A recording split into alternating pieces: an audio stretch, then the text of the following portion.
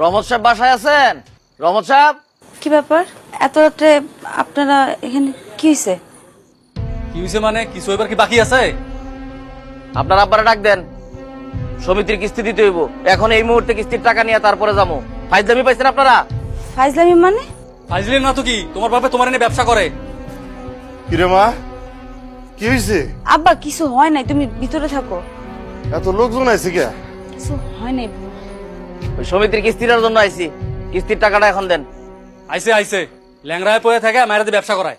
রবেন, মুখ সামলা কথা ক। জিপটা টাইনা ছেড়ে বেলাম কইলাম।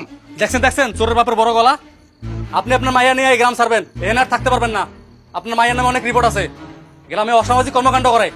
হ্যাঁ হ্যাঁ, আপনার মাইয়া আমার এক কর্মচারীর সাথে বাইরে দেখা করতে গেছে, আমগোর কাছে ছবি আছে।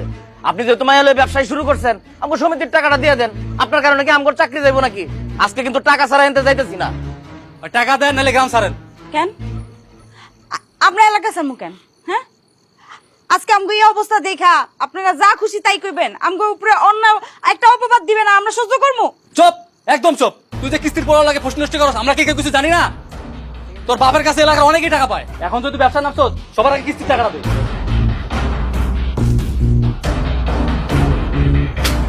আব্বা, আব্বা কি হইছে? আব্বা, আব্বা, আব্বা, আব্বা, আব্বা কি হইছে?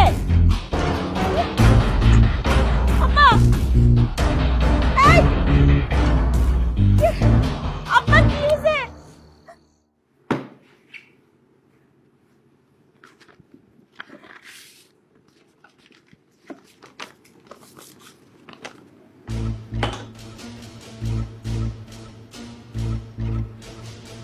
দিনাজপুর, কিন্তু স্যার আমার তো এখন বদলি হওয়ার কথা না। হেড অফিস চাইছে, তাই বদলি হইতে হবে। এখানে তো এত প্রশ্ন করার কিছু নাই। স্যার এটা তো আসলে হেড অফিসার চাওয়া না, এটা আপনারই চাওয়া। মনে করেন আমিই চাইছি। আপনার কি ধারণা আমরা কিছুই বুঝি না? আপনি তো নিজের বেতনের টাকা দিয়ে কিস্তি দেন। স্যার আমার বেতনের টাকা আমি পানিতে ফেলবো কিংবা আগুনে পুড়ায় ফেলবো, সেটা তো আমার সিদ্ধান্ত স্যার। সেটা আপনার সিদ্ধান্ত, কিন্তু আপনার নামে এলাকায় যে রিপোর্ট আছে, এলাকার মানুষ আপনার দিকে প্রচন্ড রকম খেপা। আমার তো মনে হচ্ছে কখন জানি এই অফিসে এসে হামলা করে। আচ্ছা ধরেন এই এলাকার লোকজন এসে যদি অফিসটার মধ্যে ভাঙচুর করে, দায়িত্ব কি আপনি নিবেন? স্যার এটা তো অন্যায়। আমি শুধু বিন্দুর পাশে দাঁড়াইছি, আর তো কিছু না।